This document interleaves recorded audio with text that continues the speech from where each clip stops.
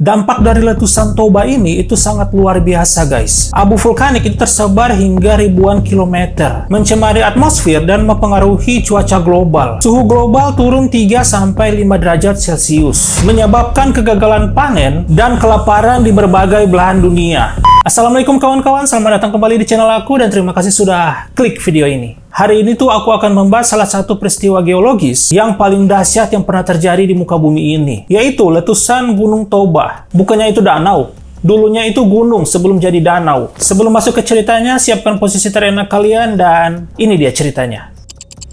Gunung Toba ini merupakan salah satu sedikit supervolcano yang ada di muka bumi ini. Supervolcano itu adalah gunung berapi yang letusannya itu dapat mengeluarkan lebih dari 1000 kubik kilometer material vulkanik. Itu jauh lebih besar daripada letusan gunung biasa, guys. Gunung Toba ini berada di Pulau Sumatera, Indonesia, dan letusannya itu terjadi sekitar 74.000 tahun yang lalu. Dan letusan tersebut itu adalah letusan terbesar dalam 2 juta tahun terakhir. Letusan Gunung Toba ini itu tidak terjadi secara tiba-tiba, guys. Sebelum letusan besar itu terjadi, ada beberapa aktivitas vulkanik yang berlangsung selama ribuan tahun. Lalu pada puncaknya itu terjadi letusan yang dahsyat yang berlangsung selama beberapa minggu hingga bulan. Letusan tersebut itu melepaskan energi setara dengan ratusan miliar bom atom. Letusan ini itu menciptakan kaldera selebar 100 km, guys, yang kemudian terisi air dan menjadi Danau Toba yang seperti kita tahu sampai saat ini. Dampak dari letusan Gunung Toba itu luar biasa, guys. Abu vulkanik itu tersebar hingga ribuan kilometer dari pusat letusan, mencemari atmosfer dan mempengaruhi cuaca secara global. Abu ini itu menyebabkan penurunan sinar matahari yang masuk ke bumi dan memicu penurunan suhu global yang dikenal sebagai volcanic winter. Ini diperkirakan suhu global itu turun hingga 3-5 derajat Celcius. Oleh sebab itu menyebabkan kegagalan panen dan kelaparan di berbagai belahan dunia. Salah satu aspek yang menarik dari letusan Gunung Toba ini itu adalah teorinya tentang bottleneck evolusi manusia. Ini banyak yang percaya bahwa letusan tersebut mengurangi populasi manusia purba secara drastis.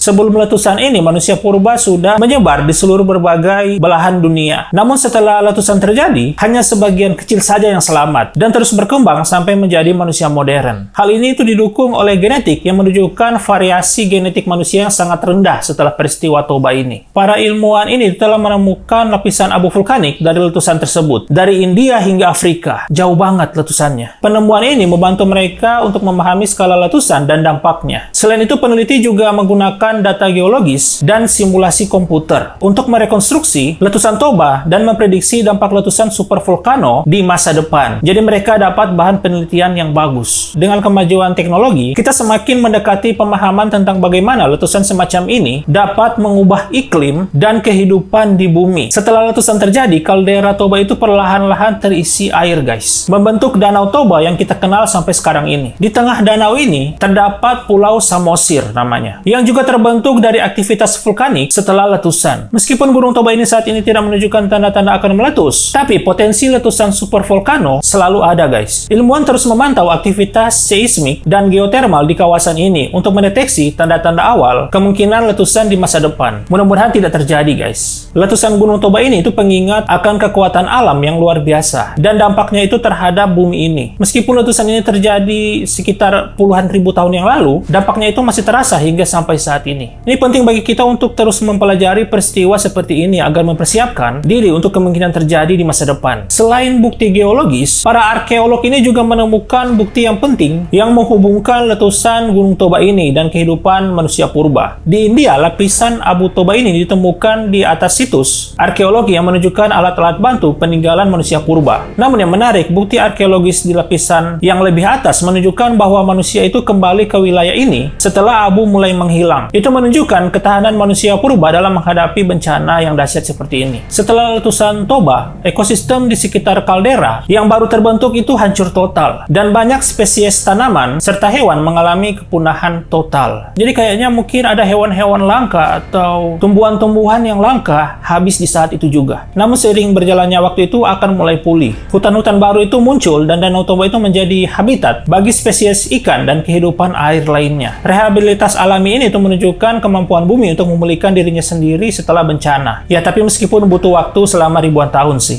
Ini dengan pemahaman yang lebih baik tentang letusan supervolcano ini, seperti terjadi di Gunung Toba, para ilmuwan kini itu kembali lebih waspada terhadap potensi letusan yang serupa di masa depan. Gunung-gunung berapi lain seperti Yellowstone di Amerika Serikat juga merupakan gunung supervolcano yang selalu dipantau oleh para peneliti. Mereka itu menggunakan teknologi modern seperti pengukuran deformasi tanah, pemantauan gas vulkanik, dan seismografi untuk mendeteksi tanda-tanda aktivitas vulkanik yang meningkat. Gunung Yellowstone ini itu kalian pernah lihat, mungkin ada yang nonton film 2012, ada Gunung Yellowstone di situ. Meskipun tidak ada cara untuk mencegah letusan supervolcano ini, persiapan itu menjadi kunci untuk mengurangi dampaknya, guys. Selain fakta ilmiah, Danau Toba itu juga akan menjadi mitos legenda, guys, yang diwariskan secara turun-temurun oleh masyarakat setempat. Salah satu legenda yang paling terkenal itu adalah cerita tentang seorang nelayan yang bernama Toba yang menikahi seorang putri ikan. Dari kisah ini itu konon terbentuklah Danau Toba dan Pulau Samosir. Legenda ini itu tidak hanya menambah kekayaan budaya, tetapi juga mengajarkan kita tentang hubungan manusia dengan alam yang kuat dan penuh makna. Letusan ini tuh mengajarkan kita bahwa meskipun teknologi yang semakin canggih, kekuatan alam itu tetaplah besar, guys, dan kita tidak dapat diprediksi. Dalam konteks perubahan iklim saat ini, peristiwa seperti letusan Toba ini mengingatkan kita pentingnya menjaga keseimbangan alam dan betapa pentingnya kesiapsiagaan dalam menghadapi bencana alam seperti ini, guys. Sebelumnya itu aku membahas tentang letusan Gunung Krakatau purba. Dan letusan Gunung Krakatau itu sudah luar biasa, sangat dahsyat. Tapi yang lebih dahsyat berkali-kali lipat daripada letusan Gunung Krakatau itu adalah Gunung Toba ini, guys. Setelah menjadi Danau Toba, banyak para wisatawan datang ke sana, guys. Dan menjadi salah satu keindahan alam yang ada di Indonesia. Kita di Indonesia ini dikelilingi oleh gunung-gunung api yang aktif, guys. Jadi kita sebagai manusia itu harus selalu berdoa agar selalu dilindungi oleh Allah Subhanahu wa Ta'ala. Sampai di sini dulu videonya. Terima kasih kawan-kawan sudah menonton dan jangan lupa subscribe untuk mendapatkan video selanjutnya yang akan aku bahas di sini. Terima kasih kawan-kawan dan